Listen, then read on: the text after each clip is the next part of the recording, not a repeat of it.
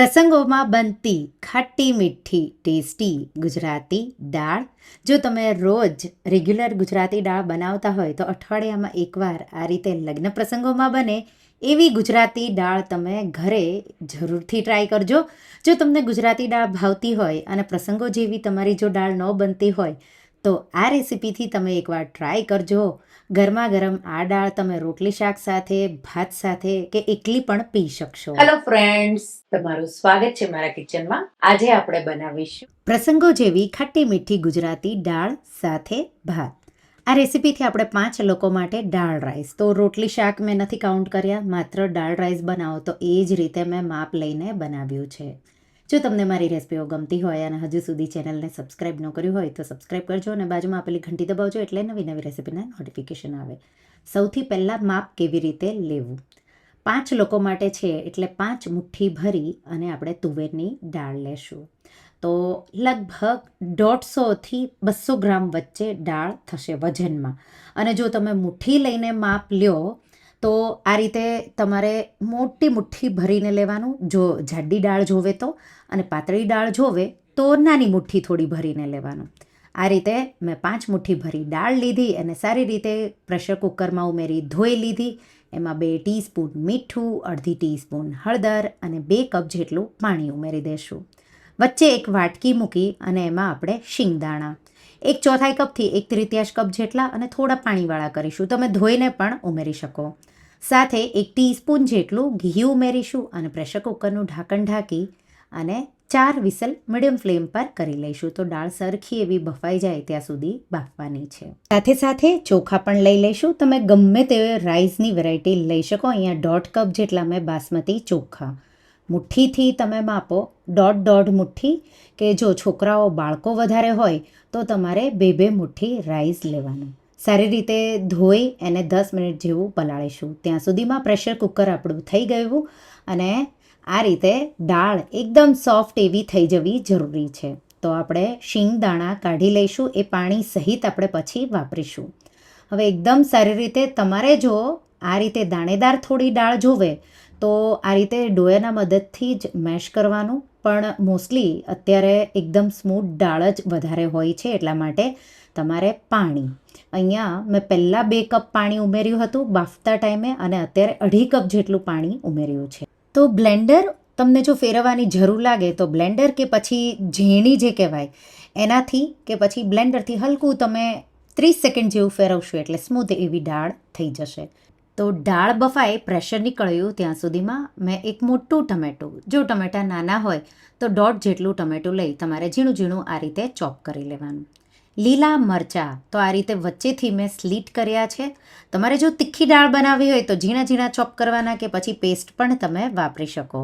1 teaspoon જેટલું ખમણેલું આદું અને મીઠા લીમડાના પાન મેં રેડી કરી લીધા હતા. હવે દાળનો વઘાર કરીશું.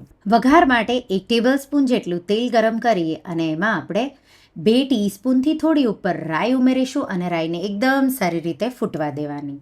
રાઈ આ રીતે ફૂટી ગઈ છે. હવે 1 ટીસ્પૂન જેટલા મેથી દાણા, હલકો એનો કલર બદલાય એટલે 4 થી 5 લવિંગ, 1 તજનો ટુકડો, 2 તમાલપત્ર, 2 થી 3 સૂકા લાલ મરચાં અને 2 બાદિયા ઉમેરીશું. હલકું બધું સતળાવા દઈશું. મસાલાનો ફ્લેવર આવી ગયો.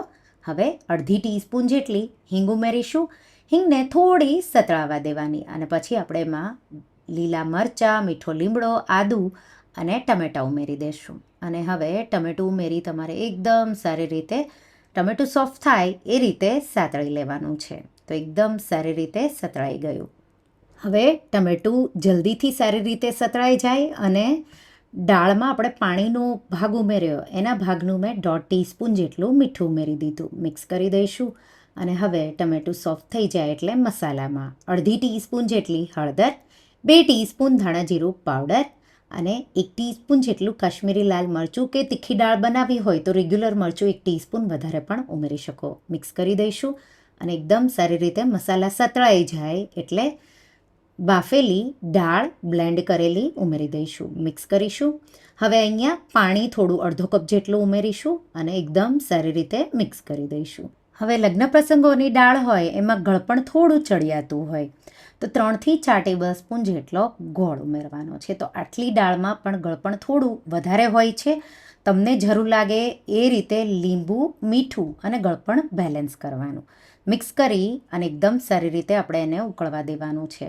સાથે મીઠું જો તમને જરૂર લાગે તો ઉમેરવાનું છે, નહીં તો હવે અત્યારે નહીં ઉમેરવાનું. સાથે શીંગ બાફેલી હતી એ મેં પાણી સહિત ઉમેરી દીધી છે અને હવે 10 મિનિટ જેવું દાળને ઉકળવા દઈશું. ત્યાં સુધીમાં મેં કેટલમાં પાણી ગરમ કરવા મૂકી દીધું હતું.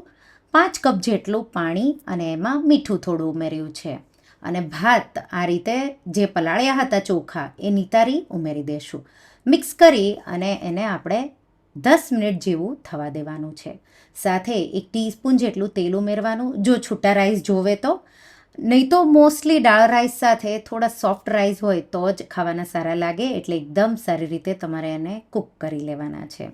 તો 10 મિનિટ પછી રાઈસ એકદમ પરફેક્ટ એવા થઈ ગયા. હવે આપણે એને ઓસાવી લઈશું, એટલે હું એને ચારણીમાં કાઢી અને પાણી બધું નીતરી જાય એ રીતે હું ચોખાને ઓસાવા એટલે કે નિતારી લઈશ. તો રાઈસ પણ આપણા તૈયાર થઈ ગયા અને દાળ પણ ઉકળી અને 10 મિનિટ થઈ ગયું, જાડી એવી થઈ ગઈ.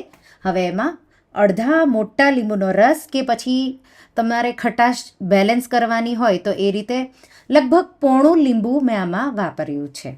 અને આપણે એમાં લીલા ધાણા ઉમેરીશું અને ચપટી જેટલો ગરમ મસાલો. હવે લગ્ન પ્રસંગોની દાળમાં આંબલીનો રસો પણ હોય, કોકમ પણ હોય, તો એ અમુક ટાઈમે વપરાય અને ઘરે આંબલી બધા રોજ ન વાપરે એટલા માટે મેં આમાં નથી વાપરી. સાથે કોકમ ક્યારેક ક્યારેક જ વપરાય છે એટલા માટે એ પણ મેં નથી વાપર્યું. નહીં તો તમે એક કોકમ પણ દાળમાં ઉમેરી શકો, તો ગળપણ તમારે એ રીતે બેલેન્સ કરવાનું. અને એકદમ પરફેક્ટ એવી ઉકળી અને દાળ રેડી થઈ ગઈ. જો દાળને તમે થોડો ટાઈમ સુધી રહેવા દેવાના હોય તો પાતળી રાખવાની, નહીં તો દાળ ઠંડી થશે તો વધારે જાડી થાય છે, તો એ પણ ધ્યાન રાખવાનું. તો આ રીતે હું તરત જ સર્વ કરવાની છું એટલે મેં આવી દાળ બનાવી છે, એકદમ પરફેક્ટ એવી. જો મહેમાનો માટે તમે અગાઉથી બનાવીને દાળ રાખવાના હોય તો પાણીનું પ્રમાણ 1 કપ જેટલું વધારે રાખવાનું. અને પરફેક્ટ એવી પ્રસંગો જેવી ગુજરાતી દાળ તૈયાર છે. તો ના જાડી ના પાતળી, મીડિયમ થીક એવી દાળ હોય છે ગુજરાતી દાળ. અને તમે રોટલી શાક સાથે વાટકીમાં પણ સાઈડમાં એને ગરમા ગરમ આપી શકો. એકદમ સ્વાદમાં પ્રસંગો જેવી અને બનાવવામાં ખૂબ સરળ એવી. તો જ્યારે પણ જો ગરમીઓમાં રોટલી શાક બનાવવાનું મન ન હોય તો એક સાઈડ રાઈસ અને ઝટપટ બનતી આ પ્રસંગો જેવી દાળ તમે ગરમીઓના સિઝનમાં એકવાર ટ્રાય કરજો. આ રીતે પ્રસંગો જેવી જ દાળ તમે હંમેશા બનાવશો. અને તમે પણ આ જ રીતે બનાવો છો કે તમે સાદી, તો રૂટીનમાં હું આખા મસાલા નથી ઉમેરતી, પણ જ્યારે કાંઈ જો એવું લાગે કે બહાર જેવું ખાવાનું મન હોય ત્યારે હું આખા મસાલા ઉમેરી અને આ દાળ બનાવું છું.